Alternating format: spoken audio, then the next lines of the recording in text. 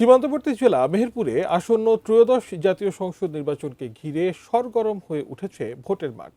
দুইটি সংসদীয় আসনে সকাল থেকে গভীর রাত পর্যন্ত ভোটারদের দ্বারে দ্বারে গিয়ে নানা প্রতিশ্রুতি দিচ্ছেন প্রার্থীরা। পাড়া মহল্লা, মাঠঘাট আর চায়ের দোকানের আড্ডায় চলছে নির্বাচনী আলোচনা। তবে ভোট যত ঘনিয়ে আসছে ততই প্রার্থীদের মধ্যে বাড়ছে অবৈধ অস্ত্রের শঙ্কা।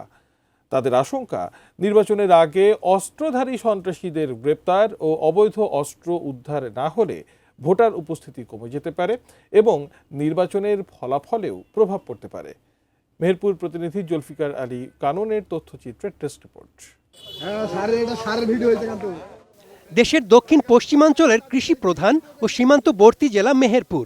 এখানকার প্রায় ৯৫% মানুষ প্রত্যক্ষ বা পরোক্ষভাবে কৃষির ওপর নির্ভরশীল। তাই কৃষি ও কৃষকের উন্নয়নকে সামনে রেখেই নির্বাচনী প্রচারণায় নেমেছেন প্রার্থীরা। সকাল থেকে রাত পর্যন্ত ভোটারদের কাছে ছুটছেন তারা। ভোটাররাও চান যিনি কৃষি ও কৃষকের বাস্তব সমস্যাগুলো বুঝবেন তাকেই ভোট দিবেন। তবে নির্বাচনের উত্তাপের সাথে নতুন করে উত্তাপ ও উদ্বেগ তৈরি করেছে অবৈধ অস্ত্রের বিষয়টি।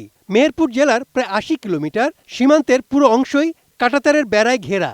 এরপরও বিভিন্ন সময় সীমান্ত দিয়ে দেশে ঢুকছে অবৈধ অস্ত্র, যা প্রশাসনের অভিযানে উদ্ধারও হচ্ছে। তবে বিভিন্ন থানা থেকে লুট হওয়া অস্ত্র এখনও উদ্ধার না হওয়ায় এবং সন্ত্রাসী তৎপরতার আশঙ্কায় প্রার্থীরা মনে করছেন এগুলো নির্বাচনে সহিংসতা ও ফলাফলে প্রভাব ফেলতে পারে। মেহেরপুরে নির্বাচনী লড়াইয়ে বিগত দিন যতবার দিনের আলোয় নির্বাচন হয়েছে, মেহেরপুর আসনে ধানের শীষের বিজয় হয়েছে। সেক্ষেত্রে আমরাও এবার আশাবাদী মানুষ ইনশাল্লাহ আমাদের পক্ষেই রায় দেবেন। তারেক রহমানের নেতৃত্ব প্রতিষ্ঠার ক্ষেত্রে মানুষের রায়ের মধ্যে দিয়ে একটি নতুন বাংলাদেশ আমরা নির্মাণ করতে পারব। অবৈধ অস্ত্রের ঝনঝনানি চলবে না। আশা করছি যে একটা লেভেল প্লেইং ফিল্ড প্রশাসন তৈরি করতে পারবে, অবৈধ অস্ত্রধারীদেরকে গ্রেপ্তার করতে পারবে। এখনও আশা রাখছি, তবে আশঙ্কা থেকে যায় যেহেতু চারিদিকে বর্ডার, এরকম অস্ত্র সরবরাহ হওয়ার সম্ভাবনা থেকে যায়। ৩২ ইঞ্চি জেভিকো টিভি এখন মাত্র ১৫,০০০ টাকায়, সাথে পাচ্ছেন ৩ বছরের প্যানেল ওয়ারেন্টি।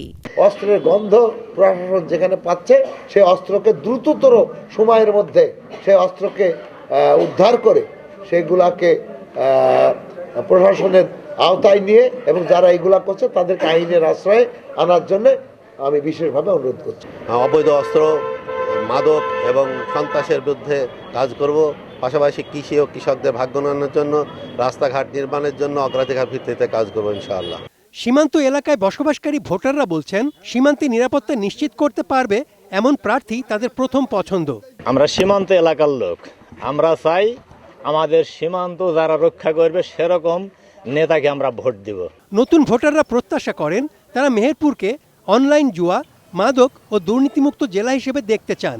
যেহেতু সীমান্তবর্তী এলাকা, সেক্ষেত্রে মাদক এবং যে বাংলাদেশের মধ্যে অনলাইন জুয়ার একটা প্রাদুর্ভাব আছে, সেক্ষেত্রে যে সরকারে আসুক আমার কাছে সেই সরকারের একটাই চাওয়া এইগুলো যেন দূর করতে পারে। সাধারণ ভোটাররা চান সার, কীটনাশক সহ কৃষি উপকরণের দাম কমাতে পারবে এমন একটি কৃষি বান্ধব সরকার। যে সরকার ক্ষমতায় আসবে তারা আমাদের মেহেরপুরকে কৃষি নির্ভর যে জায়গাটা আছে এটা জায়গাতে শক্ত হতে সাহায্য করবে। সাধারণ লোক এই গ্রামে খেটে খায়, আমাদের গ্রামের লোক যাতে ভালো থাকে ওরকম প্রার্থী পেলে তাকে আমরা ভোট দিব।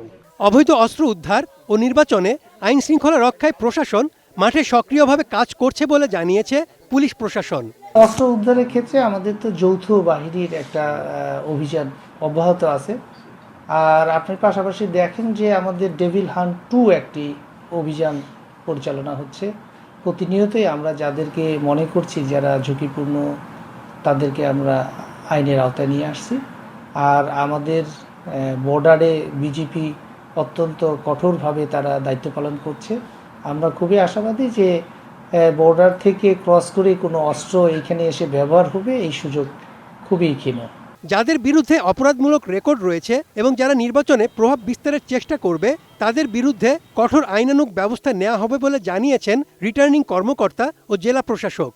অবৈধ অস্ত্র উদ্ধার যদি কারো কাছে থাকে সেটা উদ্ধারের কার্যক্রম জোরদার করার জন্য আমার পক্ষ থেকে তাদেরকে অনুরোধ করা হয়েছে এবং পাশাপাশি যারা নির্বাচনের সময় যারা নির্বাচনে বাধাগ্রস্ত করতে পারে বা যাদের প্রিভিয়াস এই ধরনের ব্যাড রেকর্ড আছে তাদেরকেও আইনে আওতায় আনার বিষয়ে আমরা ইতিমধ্যে আইনশৃঙ্খলা বাহিনীর সাথে কথা হয়েছে এবং তারা আমরা আশা করছি যে খুব শীঘ্রই এই ধরনের কোনো কার্যক্রম তারা শুরু করবে। মেহেরপুরের 2টি সংসদীয় আসনে মোট ভোটারের সংখ্যা 5,87,680 জন। এর মধ্যে পুরুষ ভোটার 2,92,977 জন, নারী ভোটার 2,94,697 জন, হিজড়া ভোটার 6 জন এবং নতুন ভোটার 31,714 জন। নির্বাচনকে সামনে রেখে এখন ভোটারদের একটাই প্রত্যাশা, ভয়মুক্ত পরিবেশে সুষ্ঠু ও শান্তিপূর্ণ ভোট প্রদানের মাধ্যমে কাঙ্ক্ষিত প্রার্থীকে নির্বাচিত করা।